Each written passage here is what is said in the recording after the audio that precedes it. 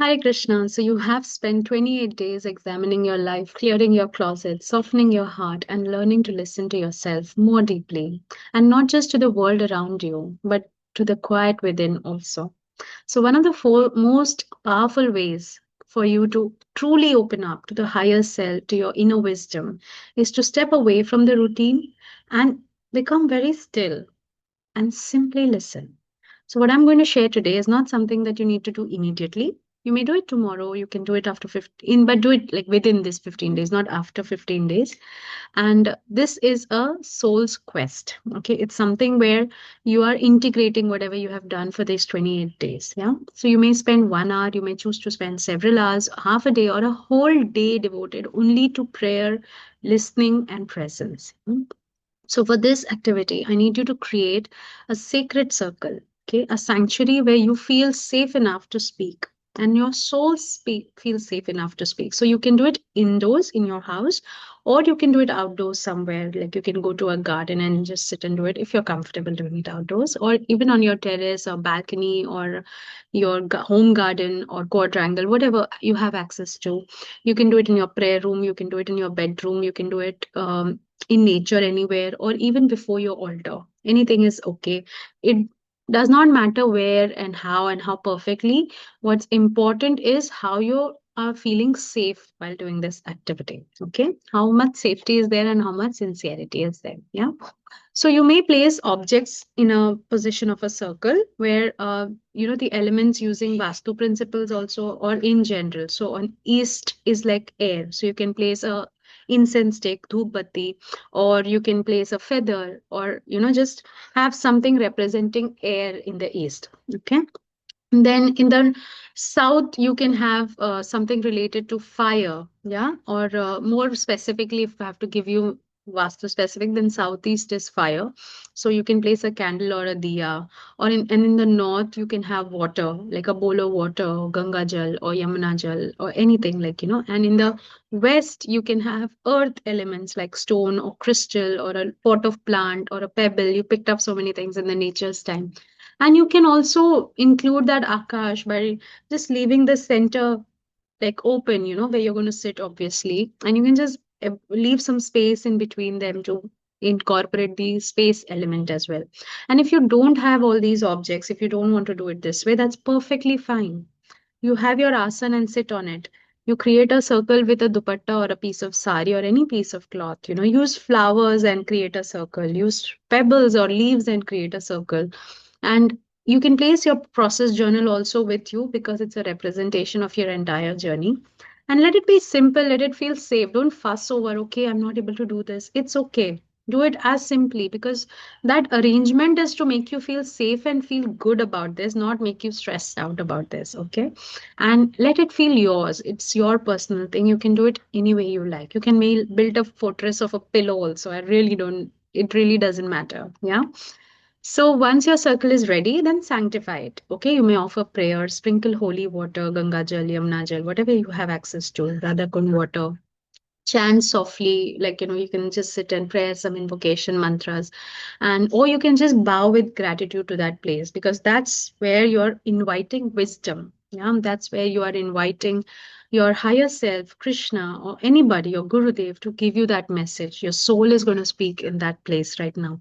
So sanctified, these rituals are symbolic representation, preparing your mind to enter into the journey. Yeah. And then sit in that circle and visualize yourself becoming that sacred vessel, open, receptive, and empty of expectations. Yeah. So the listening phase will start after this. So once you're ready, once you have done this, and now you have to not ask for anything. Don't question anything right now. Just breathe. Just be still and just listen.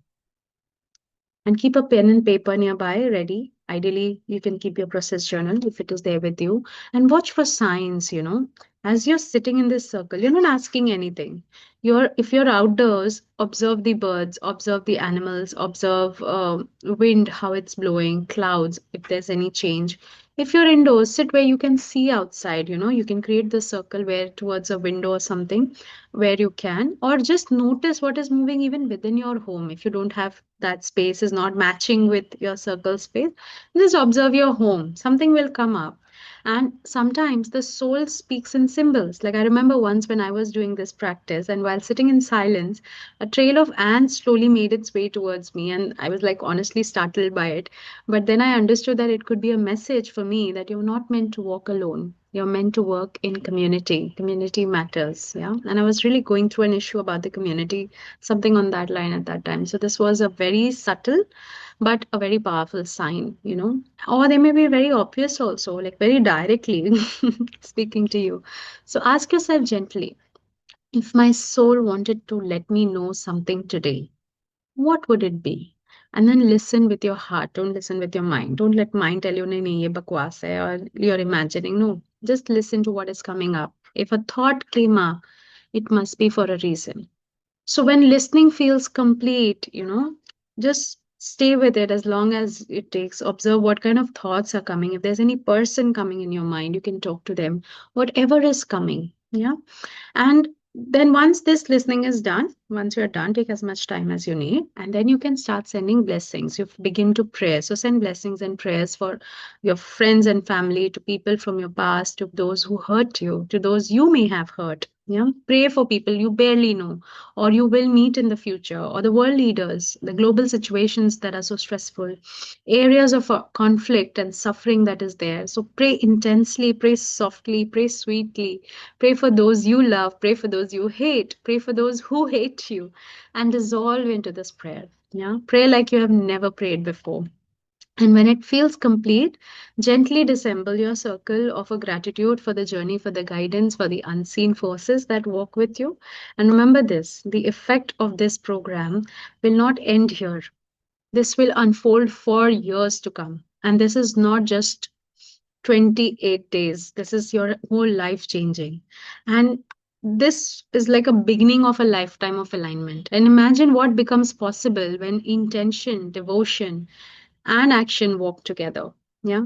So, once again, I'm lovingly inviting you to join me for the Elemental Reset Sacred Intensive, because that will be even deeper, more hell journey, something where your most powerful gift you can give yourself this year. Because some of you were not able to fully follow these 28 days regularly, but that's a journey where you will have more personalized attention, more commitment to yourself. And I think it's something all of us should do at least once in our lifetime. So, and this is me doing it for the third time with you all. And I can only, I really can't really explain. I just wanted you all to feel this. And so I've done this intensive program and completed this for the first time, yeah, on such a large scale. So thank you for walking this path with me. And it has been truly an honor to walk it with you. Thank you so much. Hare Krishna.